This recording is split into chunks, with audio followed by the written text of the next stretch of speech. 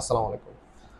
সাইপ্রাসে কিভাবে নিজে নিজে অ্যাপ্লাই করতে পারবেন স্টুডেন্ট বিষয়ে ফুল প্রসেস একটা ভিডিওতে দেখিয়েছিলাম। সেখানে অনেকেই প্রশ্ন করেছেন যে সাইপ্রাস যাওয়াটা কি আসলে আমাদের দেশ থেকে ভালো হবে না খারাপ হবে?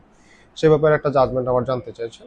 দেখেন সাইপ্রাসের যে যাওয়ার ক্ষেত্রে বিভিন্ন ধরনের কনফিউশন আছে। এক ধরনের কনফিউশন আছে যে আহ, সাইপ্রাস সাইপ্রাসের যেহেতু দুইটা অংশ, একটা হচ্ছে আপনার তুর্কি সাইপ্রাস আর একটা হচ্ছে আপনার গ্রিক সাইপ্রাস। যদি অফিসিয়ালি তুর্কি গ্রিক বলতে কোনো সাইপ্রাস নেই, কারণ সারা ওয়ার্ল্ড থেকে আরম্ভ করে জাতিসংঘ আপনার গ্রিক অংশের যে অংশটা আছে সেই অংশটাকে তারা স্বীকৃতি দিয়েছে। বাকি যে অংশটা আছে তুর্কি অংশ, সেটাকে আসলে সারা একমাত্র তুরস্কে সেটাকে স্বীকৃতি দিচ্ছে, আর সারা ওয়ার্ল্ডে কোনো দেশ এটাকে স্বীকৃতি দেয়নি, অর্থাৎ ওটা আসলে কোনো দেশই না। তো সাইপ্রাস বলতে আসলে অফিসিয়ালি গ্রিক সাইপ্রাস যেটা সেটাই আর কি।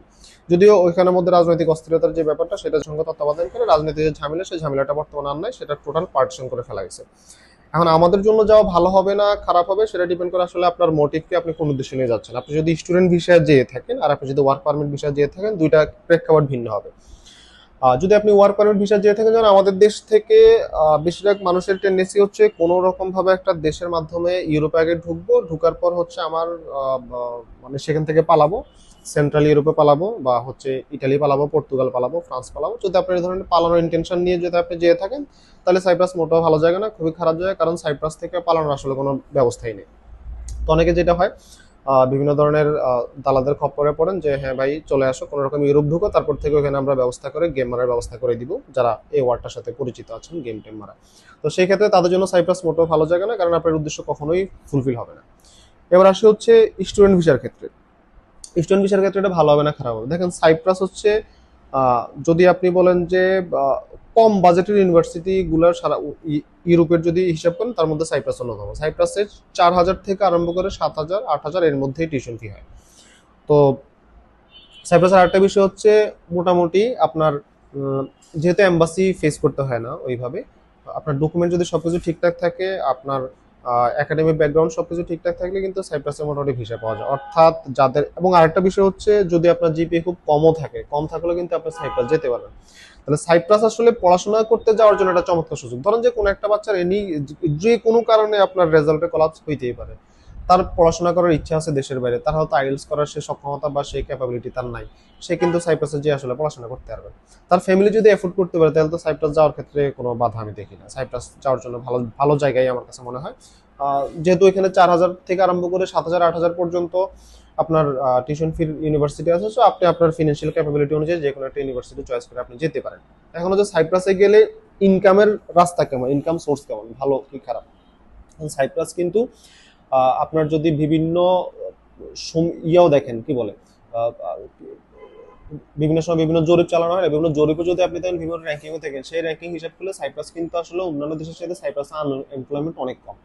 মানে সাইপ্রাসের মোটামুটি 70% হচ্ছে এমপ্লয়মেন্ট হার আছে, যেটা ইউরোপের অন্যান্য অনেক দেশের সাথে বেশ খানিকটা ভালো, অনেকখানি ভালো। 70 না, 75%। দেখা যায় বেশ ভালো ভালো কান্ট্রিগুলো তো 72 73 74% হচ্ছে এমপ্লয়মেন্ট। তো সেই হিসেবে সাইপ্রাসের এমপ্লয়মেন্ট যথেষ্ট ভালো। স্যালারি স্ট্রাকচার কেমন, স্যালারি স্ট্রাকচার হচ্ছে 800 900 1000 ইউরো বা এর চাইতে বেশিও আছে। আবার কোনো কোনো ক্ষেত্রে 400-500 ইউরো আছে, সেটা হচ্ছে যদি একান্ত আপনি যদি এগ্রিকালচার অথবা ফার্মে যদি আপনার কাজ করেন, সেক্ষেত্রে হচ্ছে আপনার স্যালারি 400-500 ইউরো হবে। কিন্তু ম্যাক্সিমাম আপনি যদি মোটামুটি ভাষাটা জানা থাকে, আপনি কিন্তু 800 900 1000 ইউরো আপনি আর্ন করার সুযোগ আছে। তবে 2-1 মাস সাইপ্রাসে যারা পার্মানেন্ট জব যাদের নাই, যারা পার্ট টাইম জব করে থাকেন, স্টুডেন্টদের কথা বলছি এটা, 2-1 মাস কিন্তু সাইপ্রাসে আসলে জব নিয়ে একটু স্ট্রাগল আছে, এটা হচ্ছে সত্য কথা। ওই 2-1 মাসের স্ট্রাগল বাদ দিয়ে বাকি সময়টা কিন্তু সাইপ্রাস মোটামুটি ঠিকই আছে। আপনি কাজ করে আপনার মোটামুটি আর্নিং, আপনার পড়াশোনার খরচ চালাতে পারবেন। যারা হচ্ছে ওয়ার্ক ভিসায় যাচ্ছেন, আপনি কোন ভিসায় যাচ্ছেন সেটা হচ্ছে গুরুত্বপূর্ণ বিষয়।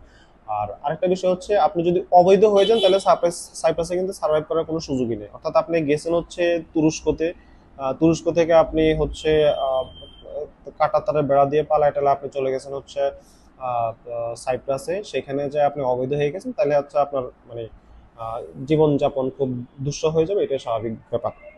তো সবকিছু মিলে আপনার সাইপ্রাস যাওয়ার ক্ষেত্রে আপনার সিদ্ধান্ত নিতে হবে আপনি কোন উদ্দেশ্যে যাচ্ছেন, তারপর হচ্ছে আপনি কোন ভিসা যাচ্ছেন, এবং আরেকটা বিষয় হচ্ছে আপনার কি প্রস্তুতি কেমন আছে। আপনি যদি ওই প্রস্তুতি নিয়েছেন, আপনি যদি ভাষাটা শিখেছেন, ভাষা শিখে গেলে কিন্তু সাইপ্রাসে অনেক মানুষ অনেক ভালো জব করছেন এবং বেশ খানিকটা ভালো আছেন। আর সাইপ্রাস হচ্ছে খুব চমৎকার একটা টুরিস্ট স্পট।